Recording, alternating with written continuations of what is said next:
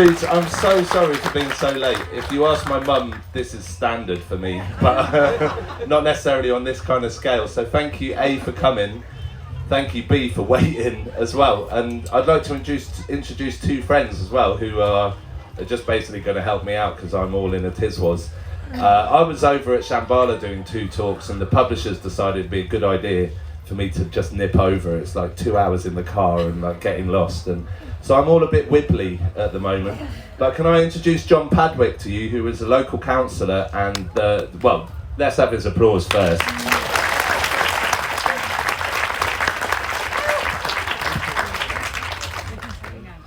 John's a local councillor who, I don't know if any of you, like, I'm obviously up on this stage right now, not because of my timekeeping, but because I wrote a book called The Book of Trespass, and chapter 4 was entirely dedicated to his gracious good Lord, the Duke of Buccleuch, who has been kind enough to legitimise our presence in nature here today. Yeah, I probably unfortunately can't make it to this talk, but the whole point of the last 2 years has been to bring the conversation to him, because it's a conversation that when you shine any photon of light upon it, it's just almost impossible to defend our exclusion from nature. The last 2 years has been a lot of work to actually try and just simply do that, to raise the conversation. So here we are as part of this kind of thing. And the more we keep doing it, as I hope we'll talk about, just the quicker it's going to disintegrate, basically. So we're very grateful, obviously, for this beautiful festival, but not necessarily for the kind permission of a higher entity to allow us to gather together as a community and express ourselves and our culture and how much we love nature and each other. The gracious permission element of it is something that I've got a bit of a beef with. But all of this, yeah, here we go. But first off, I had no idea that Rue was going to be here, and they're an incredible singer and an incredible Christian as well. This is, so Rue's just leapt out of the crowd to say, should we start with a song?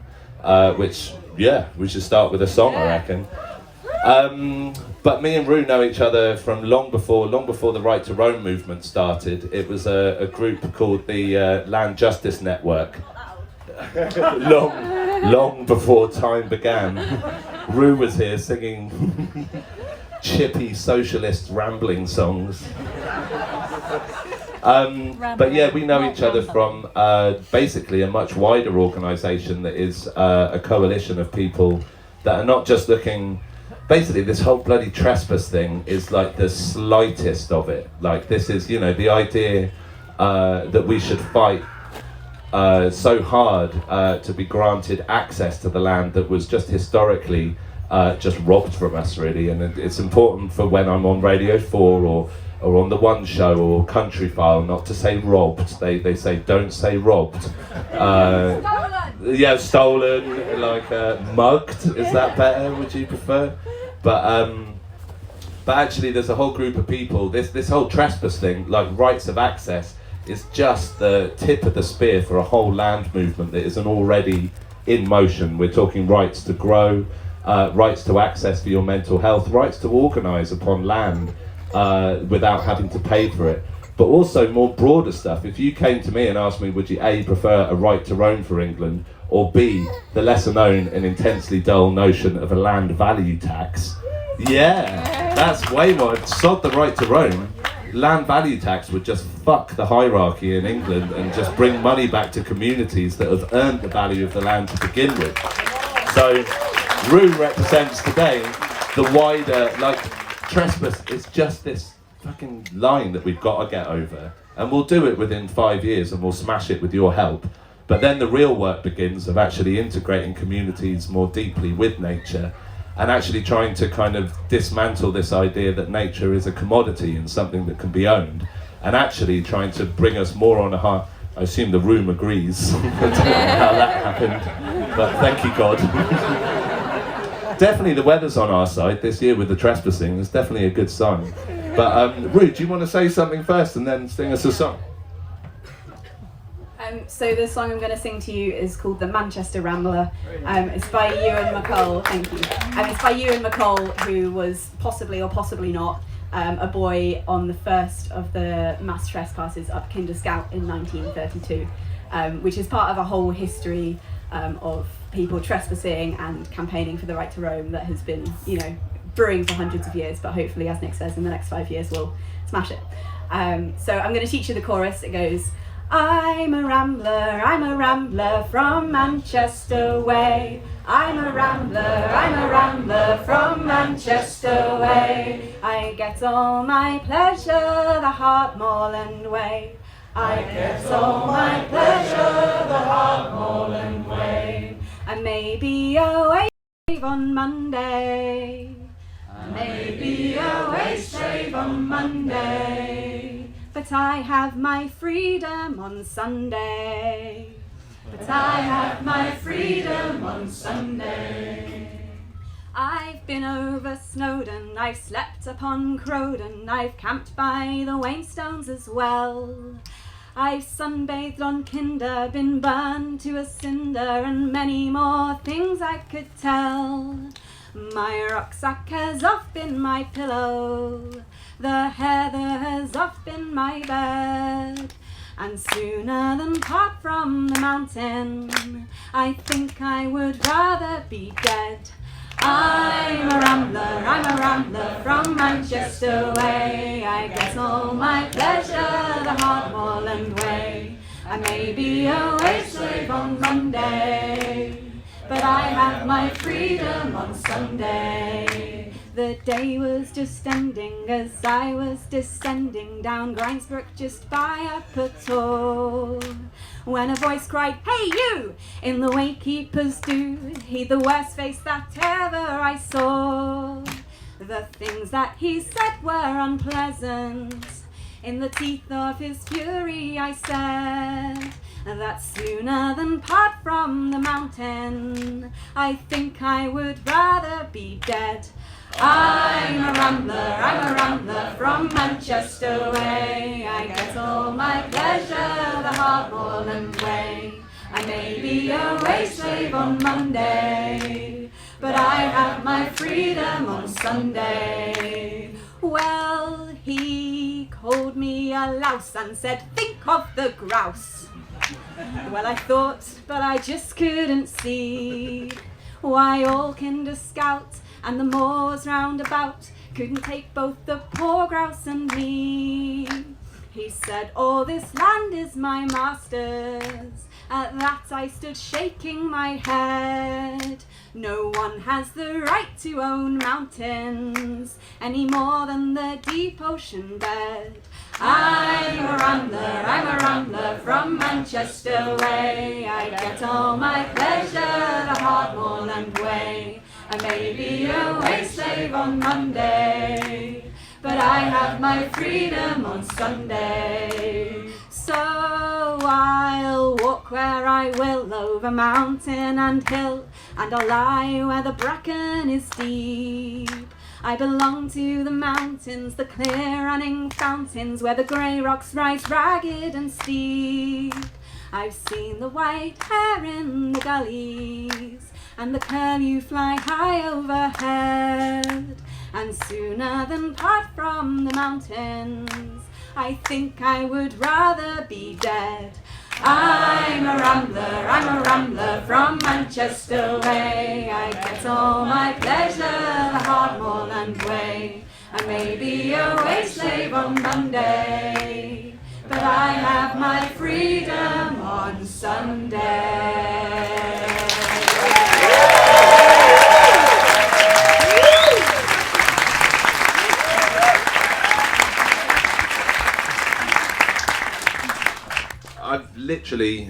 I haven't heard Rude. When was the last time we saw each other? Probably 2 years ago, kind of thing. But all of this, there's a million different, or at least a lot of. What am I doing? Oh yeah. No, I like. That's more Liam Gallagher. That is. Maybe. Yeah, I mean, Rue, that song has basically been, it's a 1930s song kind of thing, and it does carry, if I'm honest, it does carry a sort of jolly hockey stick, socialist, flat ale, flat cap, kind of, arguably pre-Corbynista vibe of socialism that I think personally needs revamping. I feel like, I'm a sucker for folk music. I love, it's my heart and soul, along with Rivers. But there's also, the plans, I'll just tell you now, the plan is I've written about 11 or 12 or 13 folk songs for what I would like to see as the new English, basically renaissance of the land movement at the moment that is happening. I've ended up living on the banks of an estate where George Monbiot's just written about, in one of his chapters, about a guy called Ian Tolhurst, who's quite a famous organic farmer who started farming in the 1970s. And he's situated within that estate along with a really beautiful permaculture farm called Greenbelt that was basically set up by the people that came out of the Occupy movement. Went up to set up the Runnymede. I don't know if anyone knows the kind of squat that happened at Runnymede, who were evicted on the 800th anniversary of the Magna Carta by delicious irony. And they'd walked out of the Occupy movement outside St. Paul's, where laws were changed rather than just bent to evict them from this public square that was actually owned by Mitsubishi Enterprise Limited. Another example of how gathering together, congregating together, has become more and more shut off because because the land that we once held as common has now been privatised. But not really just that. The land that we once held in common was always privately owned. It's just this one pointless, you might say, we would say, clause that is now in modern times attached to ownership, which is total dominion. And part of that total dominion is not just the right to destroy that which you own. If the Duke of Buccleuch wanted to, he could cut down all of these trees, at least the ones without tree preservation orders, which why would anyone have put a TPO on this, because no one's allowed in. It's entirely at the whim of the Duke.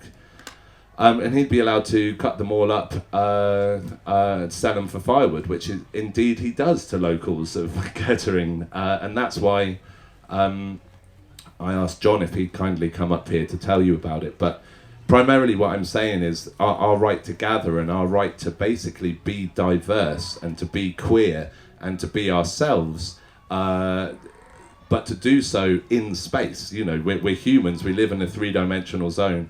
If we're allowed to express ourselves, which is what everyone, that has decorated this place, everyone that's singing, everyone that's entertaining, but everyone that's bringing their own costumes and their vibe and their atmosphere, their own queerness, really, their own diversity, our right to express that on public, just in three-dimensional space, has been hemmed in so much to the point that even, what's his name, Giles Fraser, the rector at St. Paul's, lost his job for going out and saying these people have a right to protest this new concept, as it was then, that the 1% are in control of the world's finances, while the 99% of us be damned. But their right to express that, and their right to express alternatives as well, which is very much what the Occupy movement was. They were basically forcibly evicted, and a group of them moved down to Runnymede, where they were forcibly evicted, and then they ended up setting up a place, the Greenbelt, at this place called the Hardwick Estate, which is where I've been lucky to moor up my boat for the last year, and really experience another kind of community, one that, this is an old aristocratic estate as well, but it's one that is in the process of handing over the ownership to the cooperative that live and run there, and run events there, and primarily what they're basing it upon is this kind of old commons idea of a reciprocal relationship between not just a community and nature, but also between rights and responsibilities. and people are talking to us about, you know, one thing in the taxi over here or in the traffic jam over here, and I was thinking, what a bloody to do, what a mission, just to go and do another talk, like sort of 2 hours on the road kind of thing from Shambhala. And actually I was thinking, like, God damn, this last 2 years after the Book of Trespass came out, the amount of hostility that we receive on Twitter, the amount of work that it's taken to just sort of go on Country File or like organised trespasses, which are only ever, we're now dubbed the picnic protesters, which I think I consider that a year's worth of success, basically. We've decided that the laws of property are so aggressive, are so there's so much machismo in the defence of the exclusivity of nature, that the only way that we can come at them and kind of try and express our love of nature is with, you know, armed to the teeth with my favourite English quality, which is whimsy. And it works because there's nothing. There's a John Lennon quote, you know, like the best way to handle, it's to paraphrase, the best way to handle authoritarian regimes is to be silly with them, because they, you know, they can, you know, they'll pull your beard and they'll prod you in the ribs, and they'll do a lot worse actually, and especially to marginalised communities. But the way to approach them and the way to kind of freak them out a little bit, like we did a Morris dance across the Lord Benyon's estate, who's the minister in charge of access to nature, and they were so and everyone dressed up as, you know, basically queer foxes and like dodgy munkjacks and like you know, eccentric roadies, and they didn't know how to respond, like because I mean we didn't come aggressively. And actually what was interesting is the way that the Telegraph responded to it was something that bled into, well, basically they just got a landowner to write that we were all basically, I mean, fundamentally Nazi socialists, which I don't know where he got it from, and that he tried to turn our argument of a greater access to nature. Let's do the basic stats. We're only allowed 3% of rivers are we allowed to access. We're only allowed to freely wander over 8% of England. And they tell us we've got 117,000 miles of footpath, but you know, which is something to be proud of. But they expect us to ignore that notion of shifting baselines, that, you know, our footpaths might be useful, but they were only ever desire lines by people that had the right to roam to get from one place to another. In a basic way, and the Ramblers will fetishize this idea of the right of way, and expect us to forget these sort of basic, and I'll say English sort of qualities, but I mean they're all over the world. But we take pride in our sense of adventure or our sense of curiosity, and there's no sense of adventure or curiosity or exploration on a footpath. There's no diversity. Every animal or every butterfly knows that you know, that is the motorway of humans, so you're not going to be able to see it. But basically what I'm trying to do is wangle round to I'm quite tired basically, so I've got no structure to this at all, but a very good example of what we're talking about, like we're really saying that not just give us the right to access nature and we will be able to learn the responsibility to act in it. Like, of course people treat nature like just every other neoliberal venue in England, you know, like it's a bar or a club kind of thing, because that's exactly how it's sold to us. You're only allowed here today because you've purchased a ticket. You know, you're only allowed on open access land or these public rights of way, basically because of a scheme in the 70s that was terrified that loads of people were buying cars. Cars had just got cheaper kind of thing. So the tourism board for the countryside got together because they were getting petitioned by aristocrats and major landowners saying city types, you know what city types are like metropolitan, effete, you know, sort of people that wear suits kind of thing. This weird kind of line that the countryside has drawn, that people that live in cities or towns can't understand the inherent justice of fox hunting and so they better mind their own business because actually there's some complex stuff that you don't understand because you're not brought up in the country. I was brought up in the country, and I think fox hunting is a bunch of bullshit, obviously, because, well, but it self-evidently is, but the country, the aristocracy of the country has tried to present this kind of mystique that there's something that you're missing because you don't live in the countryside. But effectively, these people went to government and said, there's too many people coming to our massively empty deer estates. And, you know, there's loads of people who've decided that they can swim in my 7 miles of private river because they've ended up there because this thing called the current brought them there. Trying to defy nature, our natural desire to just commune with nature. And so what they decided to do, a guy called Michael Dowd, basically they decided to create honeypot sites. And these honeypot sites, you'll see them everywhere. They're the places you're guided to off the motorway. They'll have like 3 or 4 picnic tables, one utterly pointless bin that is always overflowing. And it's pictures of that bin that after a big summer bank holiday get put in the Daily Mail to prove that we're not allowed access to the countryside.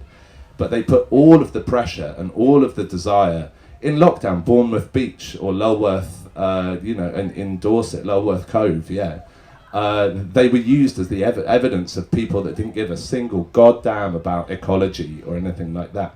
But no one talked about the structure of how many people to drive to Bournemouth Beach past the banks of their rivers that they're not allowed to go on, past the wildflower meadows and the woods. The beach is the only place that you can go when it's sunny, or you can cram up like lockdown showed us. You can go out and walk your right to roam until it basically is a deeper trench. And all of a sudden people in lockdown were looking at all of these places that we've seen this right of way. We did it last Tuesday, the Monday before, the Sunday before that, the Saturday before that. All of these places that, like, why actually, the river looks so beautiful just over there. It's a really hot, sunny day. In what way is it a moral crime? In what way should I be made to feel awful for wanting to swim in it? Especially if in the process of that I'm learning more about the kingfishers or the invasive species. And as our campaign is saying, especially more so if people are actually encouraged not just to leave no trace, but to actually leave a positive impact upon the area that they're in. But hopefully we can come back to that.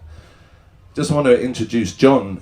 Maybe if you give the sort of historical background of what's happened here, and then how come locals here used to be able to collect wood back in the 1600s of their own volition, but now locals here have to buy it at £95 per square metre.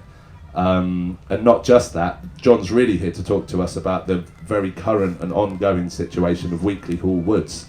But up to you, John. That's all right.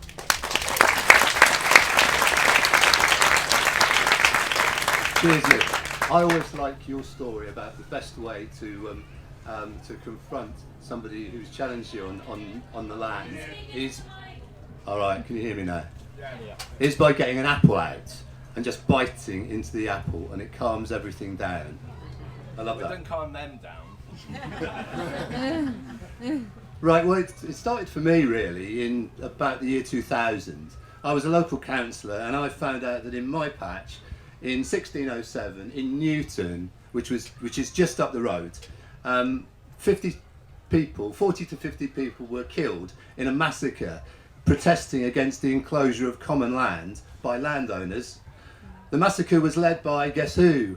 Lord Montague of Boughton, now the Dukes of Buccleuch, owners of the big house and the estate where we're festivaling today. The Newton Rebellion was the culmination of the Midlands Revolt, which had spread across Northamptonshire, Warwickshire and Leicestershire.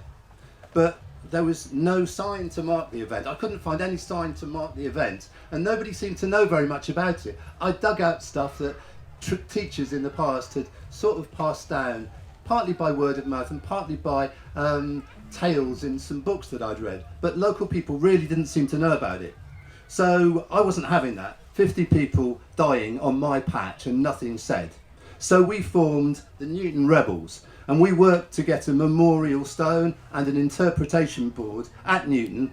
It's still there by the church. It isn't very far away. If you've got the time, it's only 10 minutes up the road. And we worked hard to get the story of the Newton Rebellion known. It was one of the last times that the peasants of England stood up against the gentry. Newton Rebellion, 1607, 8th of June.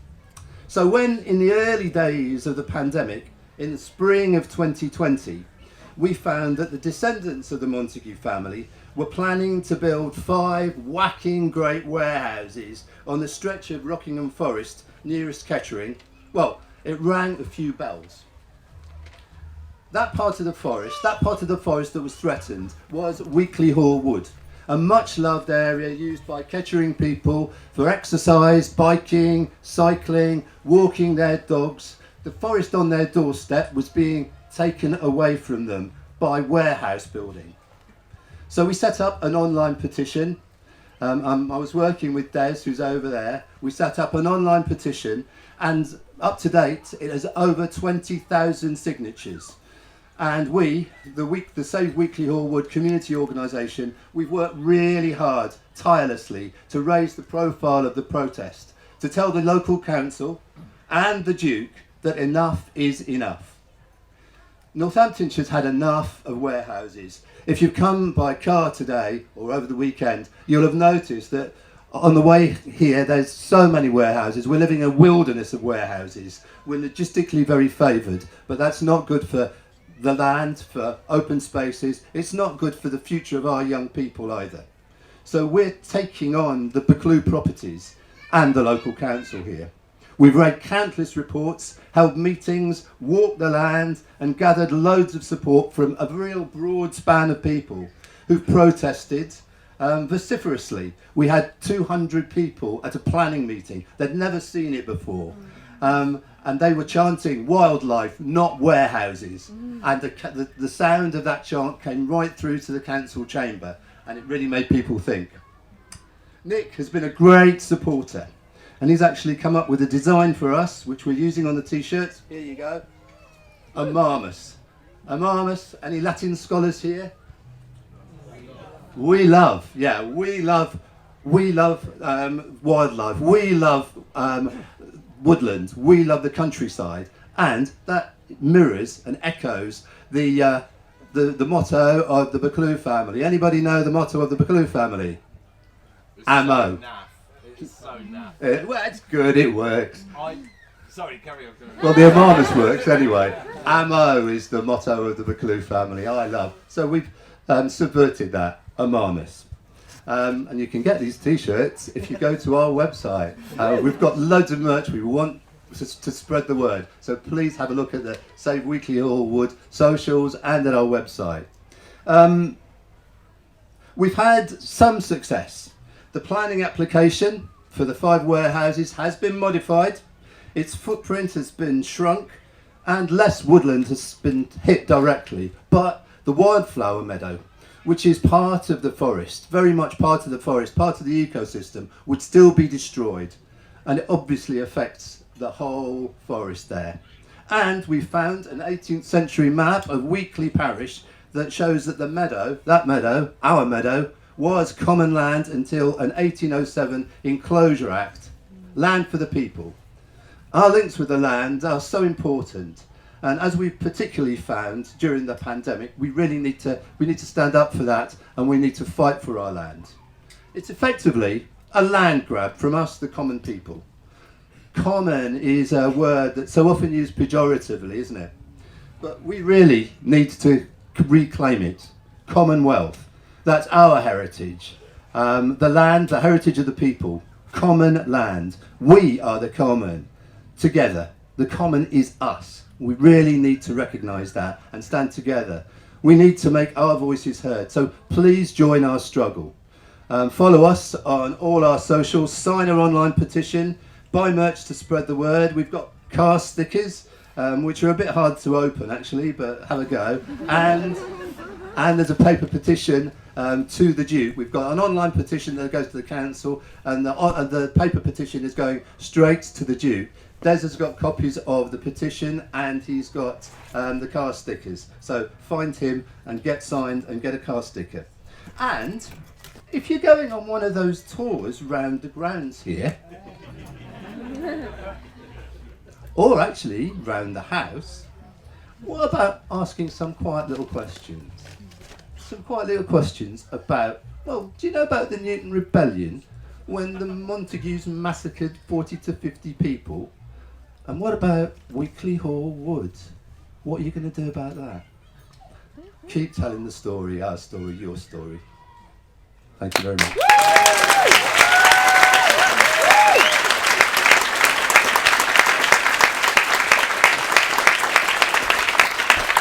Thanks so much, John.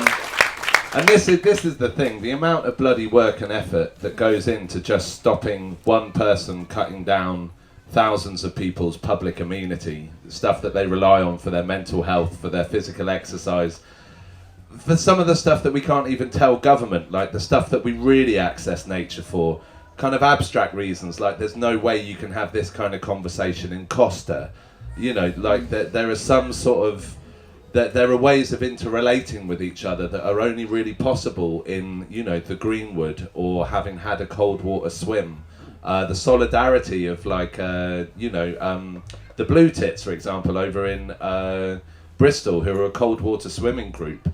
There's so much more to cold water swimming than... is that what? Oh no, I know. So right, okay, but I didn't realise you were laughing. I thought my flies were undone. Yeah, no, it's funny.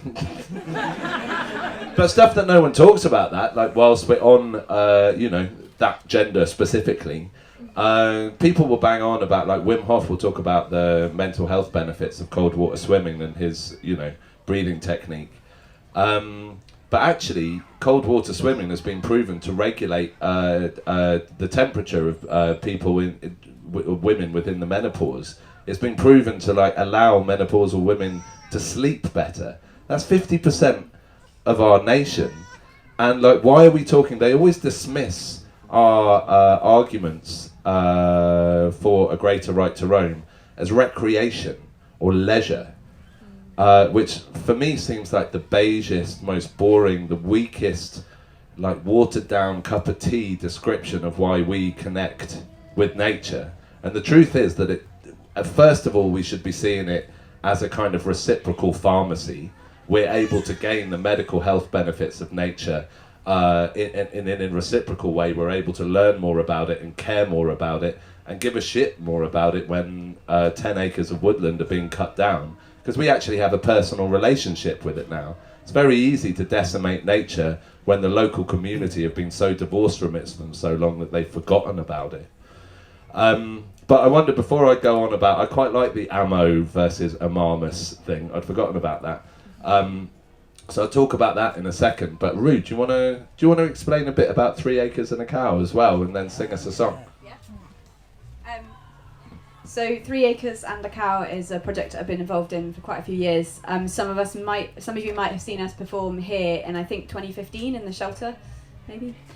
So it's a folk song and storytelling show about the history of land rights in the UK, and particularly focusing on England.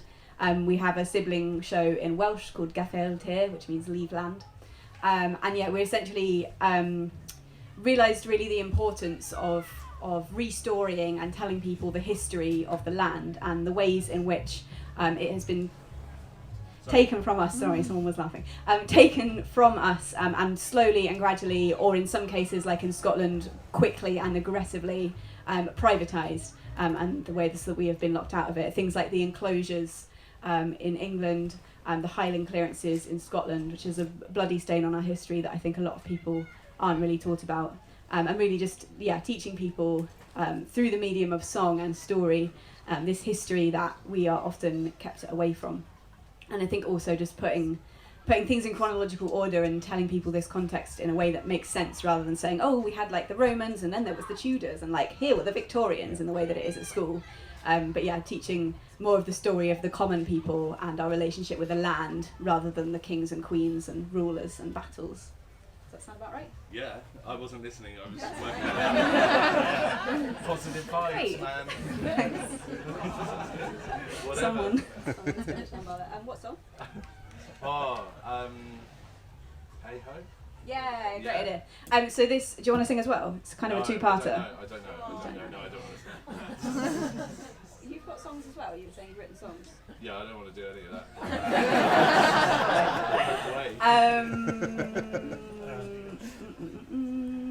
Hey Ho Cucumber is really 2 parts. Okay. What's a good Do the solid? Mrs. Barber's Army, it's more housing than land, is that Yeah. right? Yeah. Yeah, great. So this is a song called Mrs. Barber's Army. It's about a woman called Mary Barber who in 1915 led 20,000 women on a rent strike in Glasgow. Because the landlords, seeing that people were moving into Glasgow in order to support the war effort in the First World War, decided that they would radically increase the amount of rent that people had to pay for housing. So Mrs. Barber said this isn't okay. She got 20,000 people to refuse to pay their rent, and within 6 weeks, the government had passed the Glasgow Rent Act, which returned the rents to their original rates. Yeah, and gave tenants far greater rights, which, as well as rights to access the land, rights for tenants is something that we really greatly need, and in my opinion is kind of part of all the same parcel of this broader struggle that Nick was talking about for land rights. If you'd like to sing along, you can. The chorus speaks about how people came from all these different parts of Glasgow to come out and fight for this struggle, and it goes, "'Cause I'm from Govan and you're from Partick. 'Cause I'm from Govan and you're from Partick. This one here's from Bridge of Weir and they're from Kinning Park. This one here's from Bridge of Weir and they're from Kinning Park. There's some that's Pros, there's some that's Catholic. There's some that's Pros, there's some that's Catholic. But we're Mrs. Barber's Army and we're here to do the work. But we're Mrs. Barber's Army and we're here to do the work. In the tenements of Glasgow in the year 1915, it was one long bloody struggle just to keep ourselves alive. We were counting out the coppers to buy us scraps of food when the landlords put the rent up just because they could. Oh, the factories, they were buzzing, there was overtime galore, but wages, they were driven down to subsidise the war. Out stepped Mrs. Barber from her wee bit single end. She said, "I'll organise the lassies if I canny rouse the men. 'Cause I'm from Govan and you're from Partick. This one here's from Bridge of Weir and they're from Kinning Park. There's some that's Pros, there's some that's Catholic. But we're Mrs. Barber's Army and we're here to do the work." Mrs. Barber made a poster saying we'll no pay higher rent. Then she chapped on every door of every Govan tenement. She said, "Put this in your window when you hear me bang the drum. We'll run out and chase the factor all the way to Kingdom Come." When the poor wee soul came round, he was battered black and blue by a regiment in pinnies who knew just what to do. Mrs. Barber organised the gathering of the clans, and they burst out of the steamy armed with pots and frying pans. 'Cause I'm from Govan and you're from Partick. And this one here's from Bridge of Weir and they're from Kinning Park. There's some that's Pros, there's some that's Catholic. But we're Mrs. Barber's Army and we're here to do the work. Well, Mrs. Barber's Army spread through Glasgow like the plague. The masters got the message, and the message wasn't vague. While our menfolk fight the Kaiser, we'll stay home and fight the war against all the greedy bastards who keep grinding down the poor. If you want to stop conscription, stand and fight the profiteers. Bring the whole big bloody sandpit crashing down around their ears. We'll not starve, said Mrs. Barber, while the men we call our own are marching off to have their heart's blood washed like water down a drain. 'Cause I'm from Govan and you're from Partick. This one here's from Bridge of Weir and they're from Kinning Park. There's some that's Pros, there's some that's Catholic. But we're Mrs. Barber's Army and we're here to do the work. Well, it didn't take the government that long to realise if you crack down on the leaders, then the rest will compromise. They arrested Mrs. Barber and they clapped her in the jail. But then they made an awfully big mistake. They let her out on bail. She called the men out of the factories down the Clyde and on the cart, and they all strode up to this courthouse saying, we'll tear this place apart. Mrs. Barber's army brought the masters to their knees, with her regiment in pennies, backed by one in dungarees.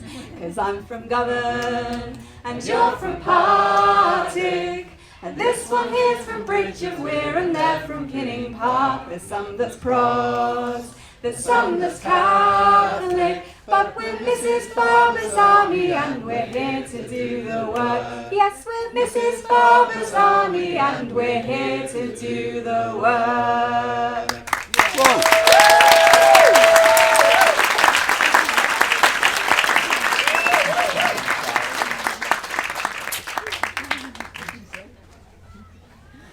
I'm interested.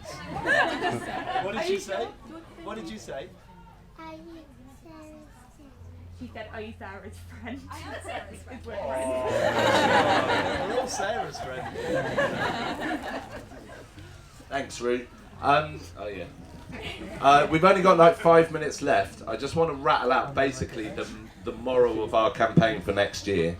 All we've been doing this year is just refusing to let the conversation die. You know, Guy Shrubsole's book came out, my book came out. We both decided to start a campaign just simply because of the momentum that would give us. You do a book, all of a sudden you're on podcasts and, you know, the radio and all of that kind of thing. So you might as well do something with it rather than just get people to buy your book. Actually try and like read the book and then what's next kind of thing. And these last 2 years, like, we've done incredibly well. The first thing we've managed to do is basically pass the mic. I'm now going to be doing no more of this, I don't think, and passing it on actually to people. We've got a wonderful woman called Nadia, Amy Jane Beer, John, a friend of ours, Harry. We've just picked up. We're now a much more diverse, but a much more powerful collective of people. So it's not just me and Guy sort of making the decisions or going and speaking to people and all of that kind of thing. Also, you know, passing the mic means you don't have to hold the mic anymore, which is cool. Basically, you get back to go and do some drawing. But crucially, what we've been doing this year is trespassing, just to get in the papers, relentlessly reframing the conversation to our ideals, which are that we are a nation of botanists, entomologists, like amateurs, mycologists, people that love nature in their own weird and diverse and individual ways. And this idea that we should be allowed to just walk along a right of way and not actually engage with nature on a deeper level is kind of absurd. But of course it's the orthodoxy, so we have to keep on designing trespasses that actually express that in a very sort of media friendly way. We've done that. They've got progressively annoyed with us, and now the thing that they're expecting us to do is to just carry on being gnarly and then fade out, because they see us as just kind of liberal sort of or lefty hippie types with nothing better to do kind of thing, which is fine. That's how they dismiss everything. But next year we'll be building coalitions with landowners that actually believe that people should have the right to swim in the rivers that they're in. We'll be listening to their concerns about what about liability insurance, you know, real bog standard practical stuff that we can only really do by engaging the landowners with the conversation. We're not doing anything with the Ramblers because the Ramblers aren't doing anything.